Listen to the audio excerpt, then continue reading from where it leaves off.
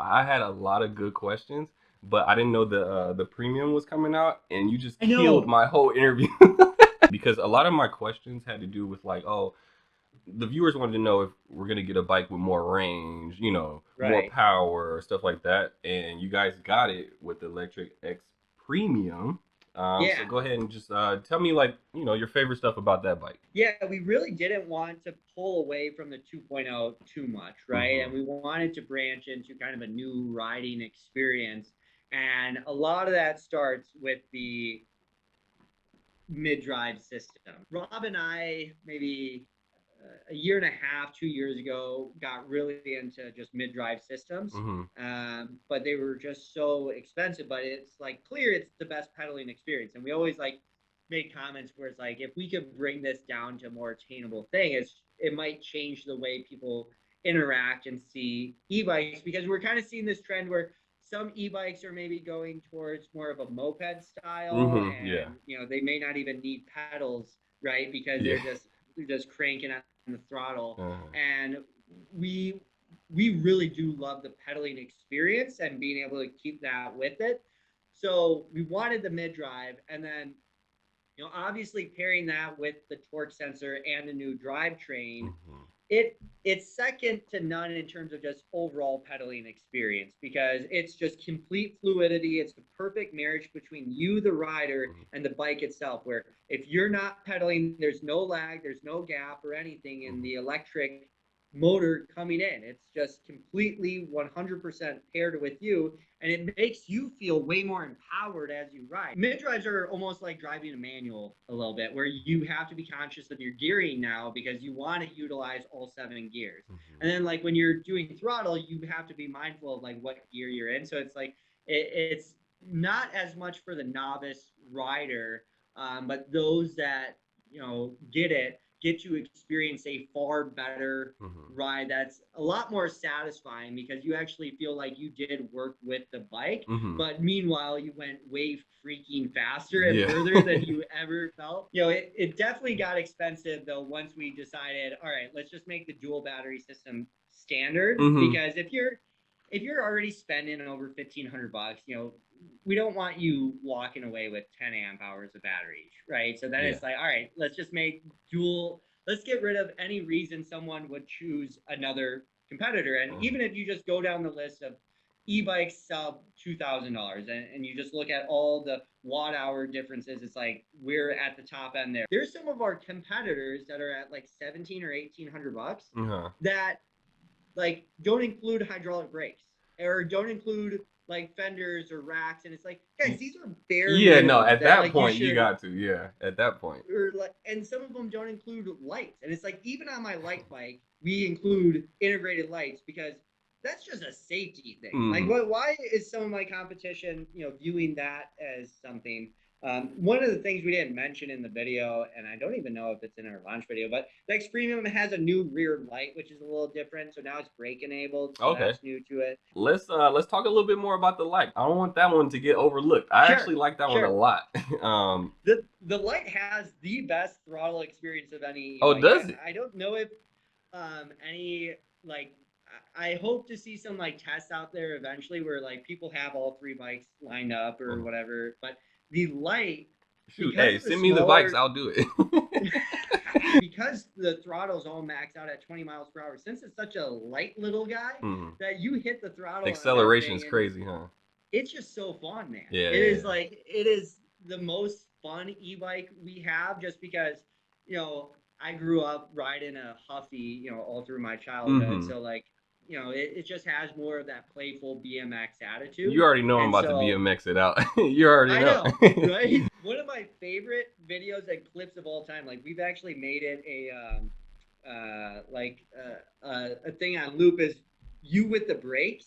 When they just like make this really loud noise. Number 4 thing I want to change about this bike are the brakes. All right, if you are a Lectric XP owner, you know about them puppies. All right, them joints are trash. One hack that I did find out about this bike, you guys notice on the Lectric website, the bike doesn't come with a bell, right? It does not come with a bell. However, you don't need a bell because the brakes are so squeaky, everybody on the block know you coming. Thank you. All right. Like, so I'm gonna admit to you, dude. Okay, I'm gonna admit to you. I didn't admit to anybody else. That was fake. Okay. The brake noise was not real. Really? We used an entirely different bike to get that sound because that's hilarious. So I used to make the joke like the brakes were like super loud, right? That was like the running joke.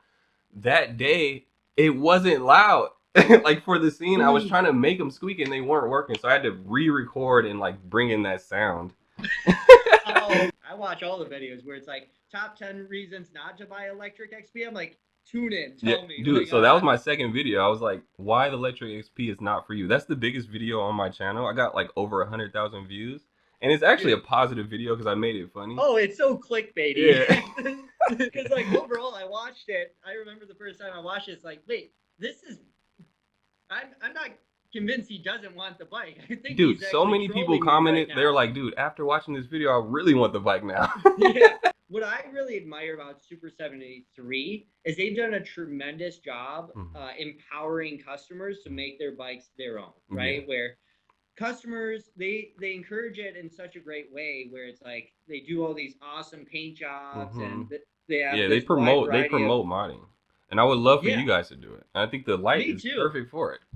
I had a conversation with our team, maybe it was last month, because we knew the Lite was coming down the pipeline, and our tech team had already made these really sick BMX changes, and they're like, yeah, technically, like according to our policy, like that wouldn't be allowed. And I'm like, what? Brought it up with the Jeff, who's like our legal guy here. I'm like, dude, Jeff, we need to change like all of our verbiage, because although we like explicitly say it in the terms, we don't really enforce it, where it's like we don't actually really ever void someone's warranty unless they did something on the electrical side and like really screwed something But like up. something like changing the bars is fine, because I know there's other companies in my mind that's 100% fine, and like stuff like that, and exterior and visual stuff like that. But anyways, the way our policy was first written, it didn't like enable that, so now I'm having to rewrite the whole policy before I start shipping these Lite bikes, where it's like, dude, I want people to change out like their bike and make it look custom to them. We have a pretty aggressive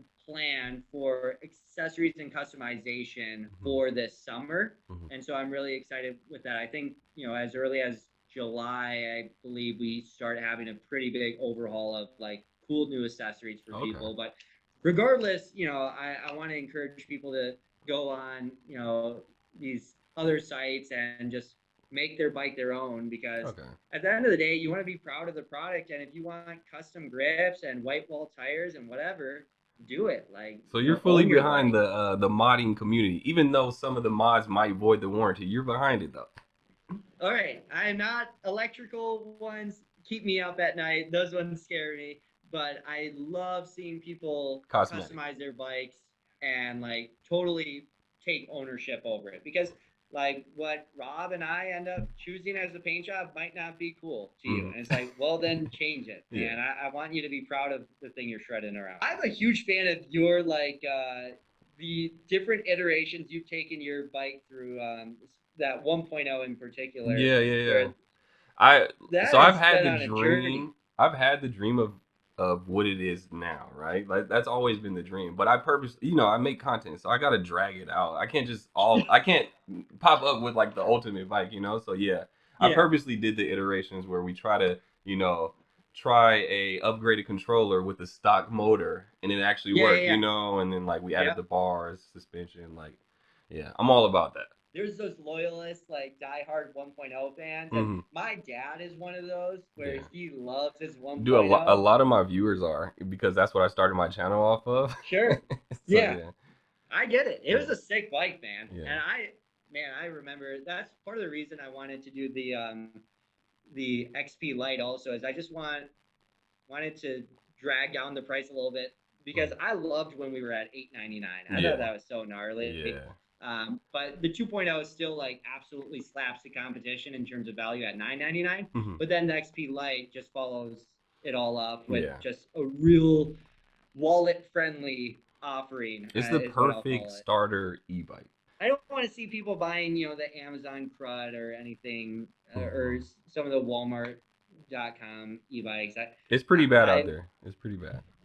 Dude, it stinks, because like like I've explained to other people, where it's like sometimes people buy a bad e-bike and then it's literally their last e-bike. Like they give up on the industry because they had a bad experience. Yeah. It's like, well, I explicitly make it clear with my staff where it's like, we will never be their last e-bike, right? We should get them in and make them feel captivated, and then they can start envisioning, oh, you know what, I could replace this car trip with this e-bike or whatever. And like, we want them to be eager and excited and proud to ride their product, not like, oh, this thing is butt cheeks, like I'm never buying an e-bike again. Like that's not our job. Yeah. That's definitely not what you guys are doing. Okay, you guys are getting people addicted. Well, all around, Lectric is killing it. I'm enjoying their bikes. Levi, thank you for joining me on this interview, man. Thank you for answering my questions. All right, well, enjoy the weekend, my friend, and keep crushing it. All right, thanks, Levi. Peace out. All right, bye.